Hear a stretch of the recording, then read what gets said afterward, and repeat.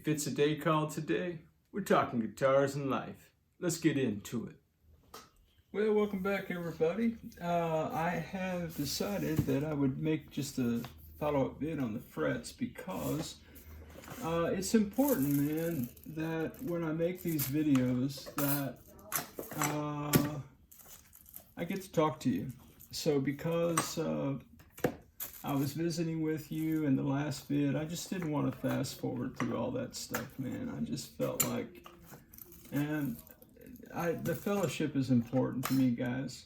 Hanging out with you guys, even though, you know, you can't really talk back right now, but please put it in the comments. So in this video, we're going to address the frets on this guitar. This guitar neck is level.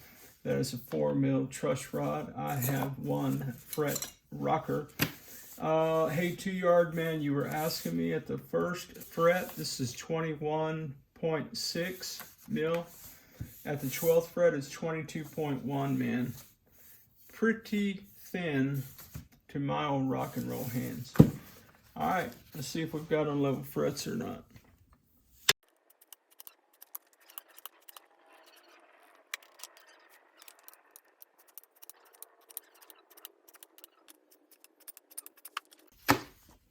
Okay, guys, we have one, count them, one unlevel fret right here on toward the treble side. I think I'm going to do a little tappage situation here since we've only got one, and then we're going to see what that does. All right, so this is a fret seating tool, and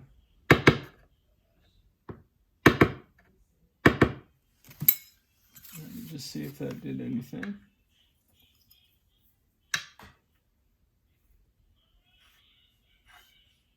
And it did. And check the frets next to it. See if I made anything else unlevel. In fact, guys, I'm going to go ahead and check them all. Okay.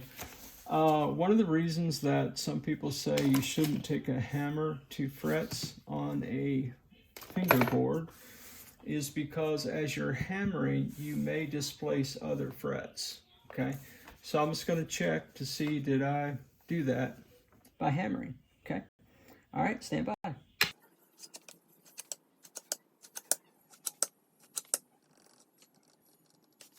So we're still high right here. So I'm gonna take my little Amazon, it's technically a crowning file, but I'm going to see if I just work on that edge a little bit.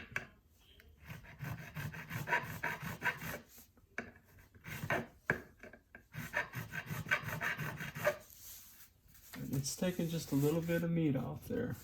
Just a little bit.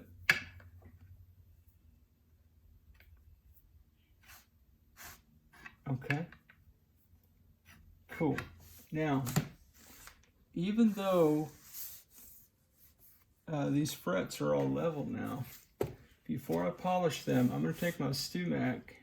Guys, you don't need a StewMac, very expensive tool like this, but I have it. It's 300 grit. I'm just going to pass through all the frets here and just kind of recrown anything that needs to be recrowned, particularly that one. However, and I know that's a crowning file, but it's a little bit flatter and wider than I want it to be. So I'm going to use my StewMac. That should crown things and it should clean them up just a little bit. So yeah, let me do that. Guys, some people are asking, you know, it looks like he's just going, you know, well, one, you're in fast forward, but two, what I do is I count. And I do the same number of passes on every fret. That way, I don't actually get one fret more than the others, if I do it right. Free tips at TED Talks, Guitars and Life. Free tips. Okay.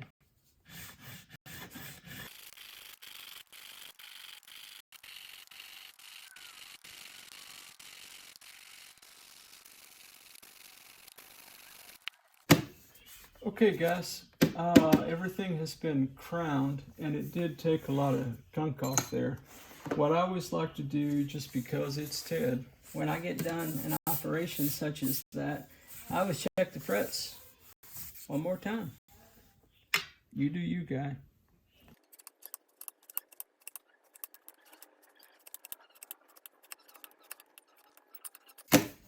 Okay, the frets are level, the frets are crowned. It is time to polish these frets.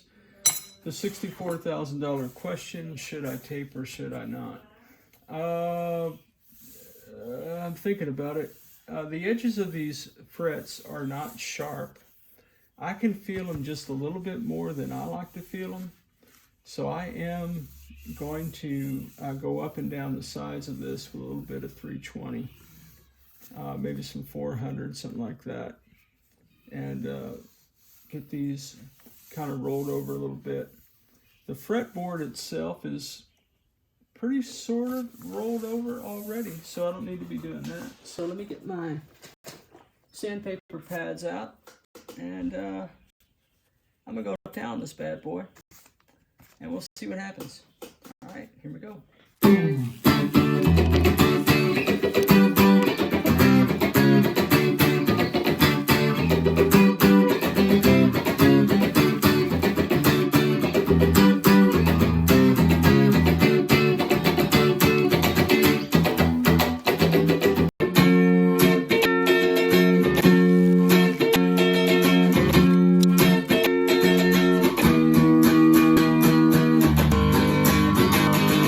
Okay guys, say it with me, clean your area.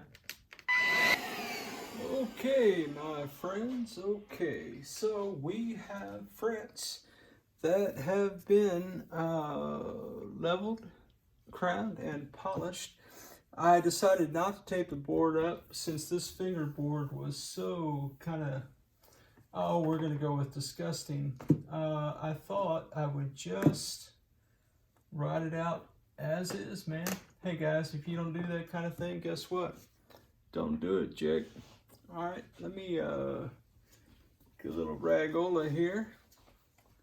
And yeah, man, cleaning this fingerboard up. This is, not that you care, maybe you care, Dunlap 01 fingerboard, cleaner board. Cleaner board? Nope, cleaner and prep. That's what I said, cleaner and prep, Jack.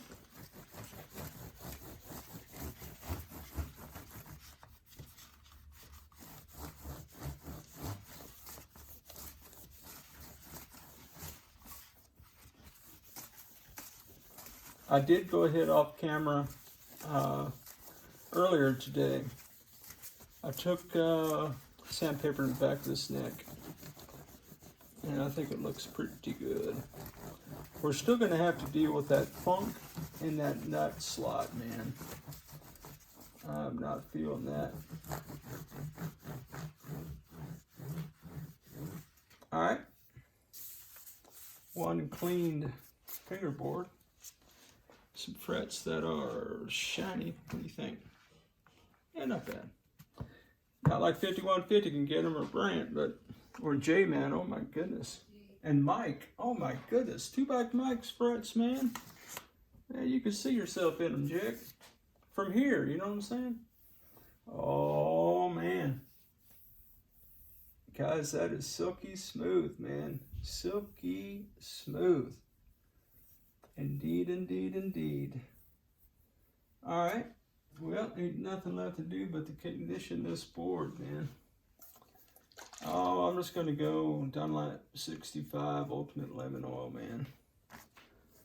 Yeah, guys, you do you, man. However it is you do this kind of stuff. You ain't got to do anything the way I do it, that's for sure. There are other guys that use linseed oil, and I think there's like a special kind of linseed oil if you use that. I don't know. I've heard. I've never used it. You know, I'm keeping all the corporations in business. Amazon and Dunlap. Not that they care, but anyway. I did sand the side of this board down, so I'm gonna give it a little love, love, love as well. I'm gonna let that sit for just a little bit, not very long. It's kind of a apply and wipe it off kind of thing, Jake. No need to prolong that kind of thing. Let me get a rag. I'm gonna wipe this stuff off, man. Yep. We sure are. So we're doing today, man. Apparently it's fingerboard and fret day. Always a good day on the channel, man. Not as good as a tape a fingerboard day. Oh my goodness, I love taping a fingerboard. But we'll get our chance, man. Upcoming project. I'm gonna tape that board, I'm pretty sure. But that'll be a different day. That will be a different day.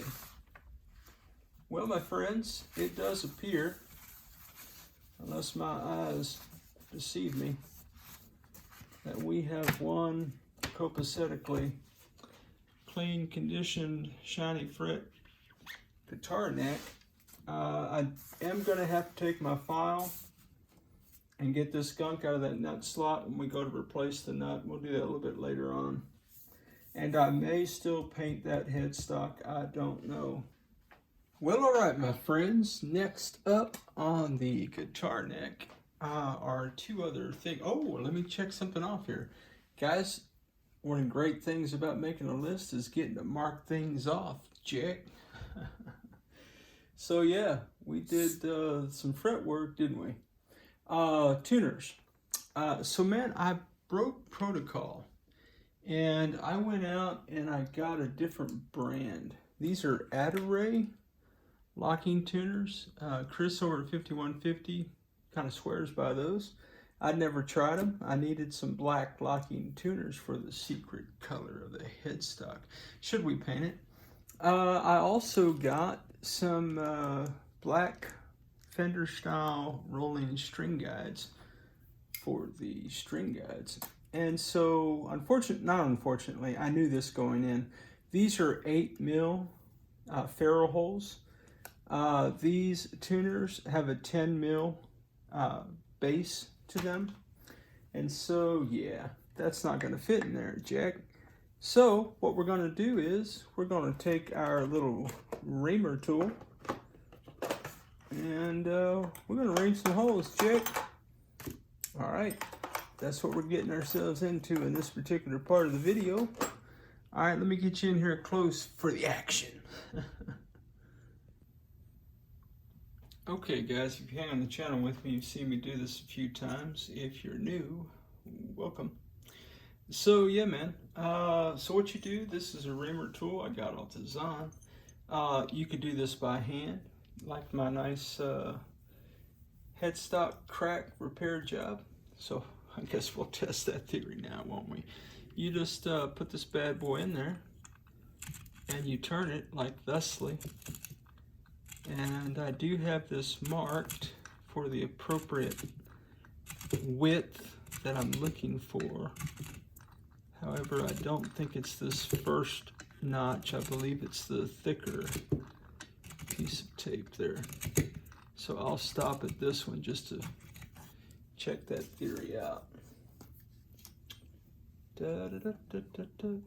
Yep.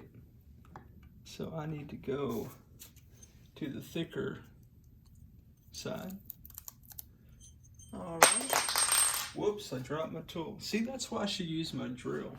I like using the drill better, but it makes some of you nervous. So I'll probably put it in the drill in a minute. Now, man, you do you guys. And you do your thing your way, man. I'll do my thing my way. And everything will be copacetic like.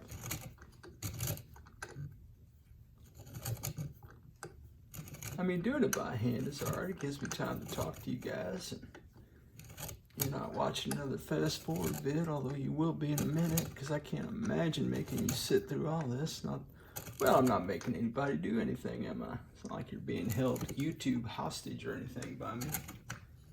So, yeah. I bet my big old sleeve is in the way, isn't it? Yeah, I'm trying to get the right angle on this bad boy, man. Doing a little bit of the reamage, doing it to it.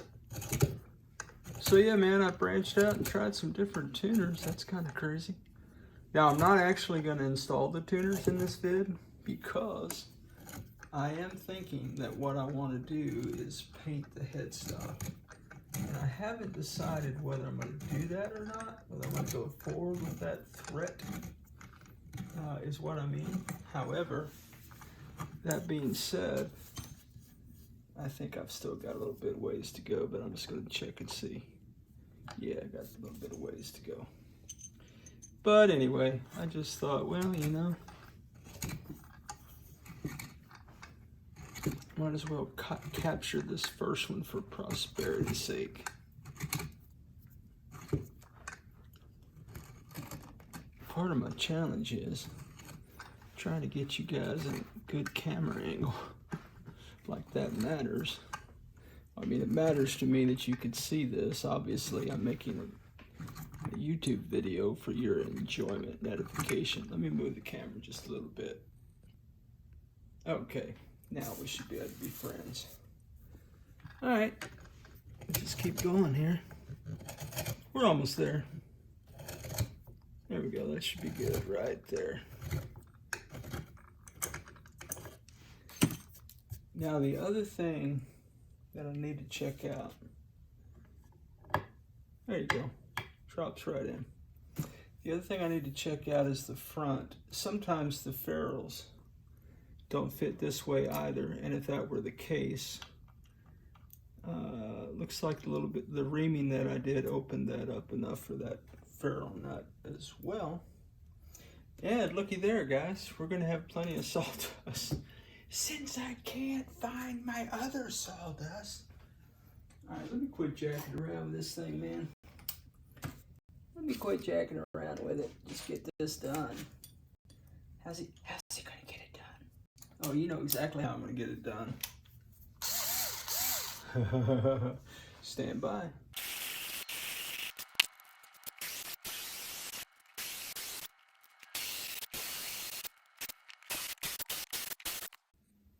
Okay, guys. Now, did anybody see my classic blunder? The classic blunder was I meant to only go through the back. I didn't mean to necessarily go through the front. However, of course I did. But you know, when you buy a guitar that's got 10 mil holes, the hole is all the way through, so maybe no harm, no foul. And if I put this in here like that, all copacetic like, this will certainly go in there now, and that washer will cover up a multitude of issues for us. Okay, so now what I'm going to do, I'm going to go ahead and sand these nibs off. You can tell you get quite a bit of stuff standing up there. So let me get my 1500 grit sandpaper. I would use my file and do this. Take care of that quick, fast, and hurry, didn't it? Yeah, it did. I didn't want to scratch it or anything. And because I may still paint the headstock, it's not going to hurt my feelings to do that. Just a little bit right there. Okay. All to the good. The nibs are gone. Our cracked headstock held up just fine. All that drilling and whatnot. So yeah, guys, I'm gonna collect my sawdust and my thoughts. Okay, my friends, so to recap this video, what we did is we took care of those frets, Jack. We cleaned and conditioned that fingerboard, level crown, polished the frets, did a little bit of something here on the back of the neck as well. Just get that silky smooth. I did ream out these 8 mil holes. They are now copacetically 10 mil holes to fit our locking tuner of choice for this particular project. I do have my Fender style rolling string guides in black, and serendipitously I ended up with a little baggie of love, some sawdust, baby. Next time we need to fill a crack, I could find it, maybe. Somebody remember where I put this stuff, would you? Anyway, guys, that is where we are on the Squier 2002 Bullet guitar neck. And from here, what I need to do is a couple of things. I need to ascertain what kind of nut that I'm going to need. I need to figure out how to get that glue build up in there out. I'll get my files out and do a little. That's the sound of a file, you understand? And then I need to make a final determination. Am I going to paint this headstock or not, Jack? I don't know, guys. That's why I bought the black parts. I bought the black parts because I thought it would go better with the color choice that I have in mind. Well, guys, that's going to do it for this one, man. You guys are the best. Oh, man, I thought we were done with this joker. Well, not quite yet, my friends. I did forget a very important detail. I need to fill these holes in, Jack. And because the 8mm holes are now 10mm ferrule holes, our screws are not going to align with the placement of any of the screw holes. So I'm going to go ahead and get out some wood glue with a tight bond persuasion. That's just what I'm rocking, guys. You do you, man. Use whatever you want to use. I'm going to grab me some bamboo toothpicks. Going to make sure that all I have is the round one. Sometimes there's a flat toothpick in the box, Jack. So I'm going to be putting a little dab of super glue. No, not super glue, bonehead. Going to be putting a little bit of dab of this ultimate wood glue from Tight Bond on this end of these toothpicks. And I'm going to be jamming them in there, something like that, and hammering those down. So the first order of business is to make these bad boys flat. So I'm sure that there's an appropriate tool for that, some kind of flat nippers or something like that. But, you know, man, I just use what I have.